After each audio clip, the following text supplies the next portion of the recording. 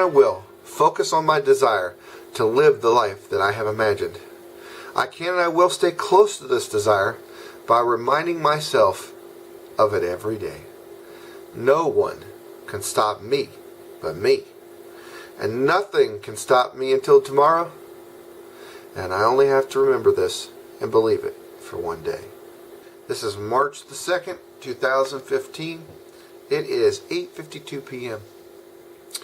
I got home from work just a little while ago and I'm working on some things on the computer for some websites.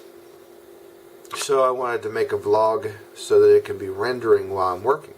When I make a video at night, let's say at the end of the day, now that I'm using a higher resolution camera that films in 720p, I put it in the program, and instead of it rendering for 10 minutes or so, it will render for, I would say like a 10-12 minute video would render for 40 minutes. I don't have the fastest computer in the world, but it's pretty decent. But it would take a long time to render, and then I'll want to put it online and schedule it for 7 o'clock in the morning. But then if I have any annotations, any like pictures that I show, and I say, well, click on this link, then I have to wait until after it's actually uploaded, or I have to get up a little bit earlier in the morning before, and I don't press publish, and I go in and add the things. So I've been trying to do them earlier in the evening when I'm not as tired and yawning, and then while I'm working on things, I can already have edited the video, and let's say at 9:30 this evening I can let it start rendering and I can work on other things on the computer, and then maybe about 10:30 I can go ahead and upload it. So I'm trying to learn how to do it. I wish I had, the whole day to do these videos, but I work at the computer store, and that's what I wanted to talk to you about today. I had a person come in the computer store. I've told you that one of the things that I cannot stand is places that cheat people. I try my best to do everything I can for a person that walks in the store. Even to the fact, like I had a customer today, and I try to help them as much as I can, but obviously when I haven't done the problem, like I haven't broken something, and a person blames me for something, I try to reiterate my point. But I had a customer come in today. I'll get back to my cheating conversation.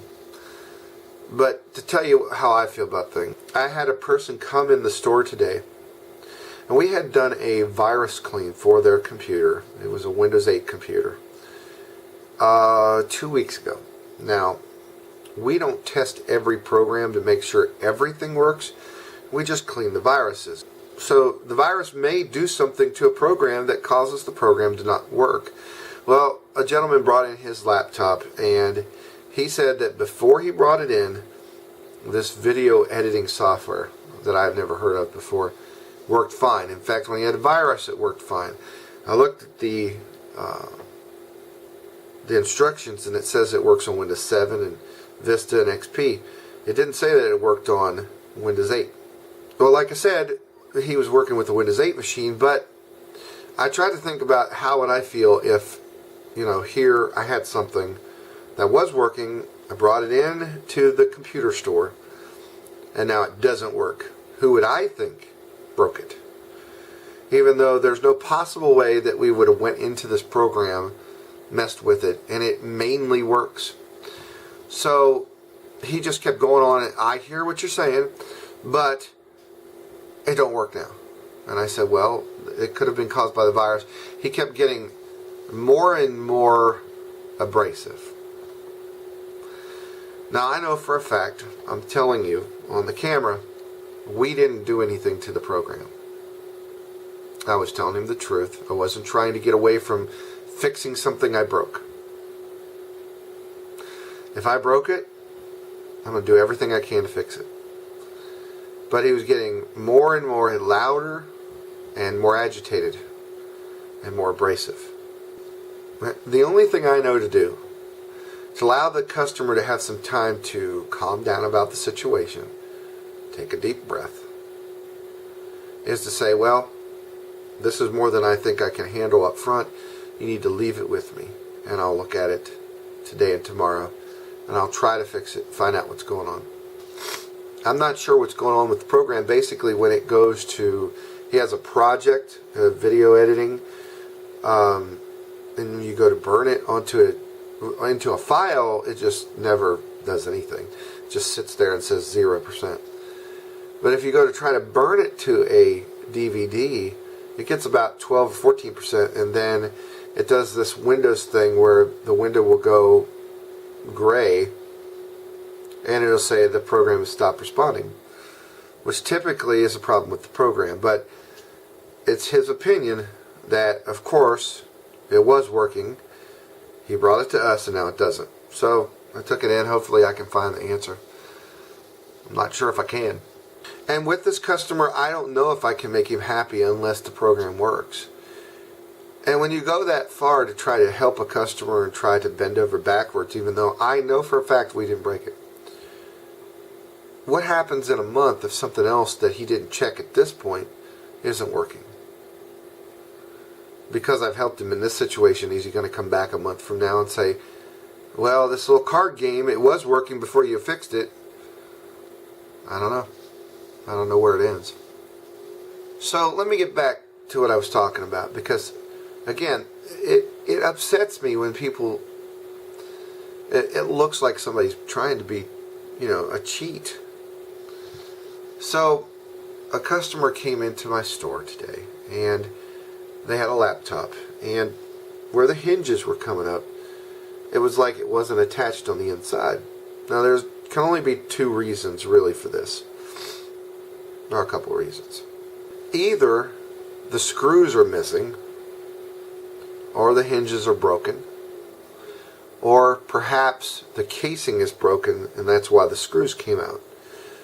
See, on a laptop, the screws, they go up into the case and they go into a little grommet, basically so they can be screwed in, and the grommet is usually in a plastic casing that sticks up that covers the grommet. And here's a picture. So what happens with these, if they get dropped, is the plastic will break.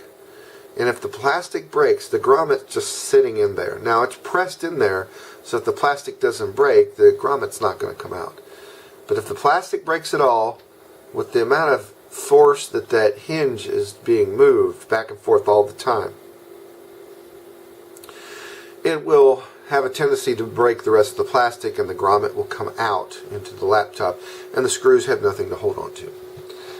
It could be that. And the only way to fix that, you can't glue it back in place. There's too much pressure on the screws and the hinges. You just have to basically get a new casing that has them not broken. And, depending on the casing may cost, a used casing, maybe $25 to $30, but it's the labor. Because you have to, in a bottom casing, you have to imagine, you have to take absolutely everything of the laptop out and apart. The motherboard, everything. When you replace that bottom casing, everything has to come out. So it may take you an hour or more, and usually the charge is going to be $65 to $85, depending on if it's just an hour or maybe it's an hour and a half. It's just hard to say. You have to actually look at a schematic of it, or if you know the board itself, just by experience. So it can be fairly expensive if that's really broken on the inside. So I have to assume either this company was cheating these people, trying to, or they didn't know what they were doing. So I looked at it, and I looked at the laptop, and I can see the bottom of the laptop is missing 14, 15 different screws on the bottom that holds the whole thing together. And I look at where the hinge is. Sure enough, the grommet is right there. The casing looks intact. I go back to the back and I grab enough screws for every one of the holes, and I just screw them all in. Now I went back up front. I charged the people $6 for the screws, which probably cost me about $1 for the 14 screws, maybe $1.25. And the rest was for my time and, knowledge of how to do things, mainly for the time. Well, they told me, I guess, one good thing that comes out of it, that we have a new customer. Because this other company, she wouldn't tell me who they were, I think I knew who she's talking about, was going to, number one, had to keep the laptop for 3 days. Minimum. 3 days. Was going to have to take it all apart. They weren't going to even try. And it was going to be $85 to $150. Minimum. Even if it was just screws. $85 minimum to $150 to replace the casing. I will say that if they did have to replace the whole casing, $150, it's a bit high, but I can understand where the number came from. But to tell the customer you're going to have to look at it for 3 days at minimum, no matter what you do, meaning if they just put in 14 screws, because their minimum charge, no matter what they do, is $85. And either they didn't know what they were doing, or they were trying to cheat them. So I hope they didn't know what they were doing, which then brings up a whole different question. If they don't know what they're doing, maybe they shouldn't do it. I could easily look at it and I seen all the grommets were there, and I just put some screws in. So it does. I'm glad to have a new customer, but it kind of upsets me that people try to do that. I've been in business 18 and a half years now. It'll be 18 years this past November. And I try my best to treat people like I want to be treated. And that's the best I can do. I wouldn't want to be charged $85. In fact, sometimes I think, well, maybe they'll pay $20 for this. And I'm like, maybe they'll pay. But I think to myself, the amount of time it took me, I worked on it for about 5 minutes.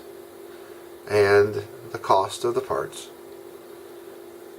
And so I charged them $6, and they were happy. More than happy to pay the $6. I said all that to tell you this. I think that this whole world would be much better off if we just live by what's called the golden rule. The golden rule is to do to other people what you would want done to you. And so, yeah, if I knew that somebody was going to charge them $85 and I said, well, I'll make you a deal, I'll charge you $25. I guess I could get away with that, but I can't. It's not in me to just try to get away with things. I try to give people a good value for what they're spending their money on. And I've been in business for 18 and a half years, I guess. And I'm not going to change that. Even if it means I went out of business, I'm not going to lose my integrity for money. It's just not worth it. Money is not worth it. I like money. I need money. It's nice to have more money than to have less. But I can't sell my integrity for a few dollars more. So I think if we just do to other people what we would like done to us, and I think if everybody lived by that, then the world would be a much better place. Well, YouTube, I'll talk to you tomorrow.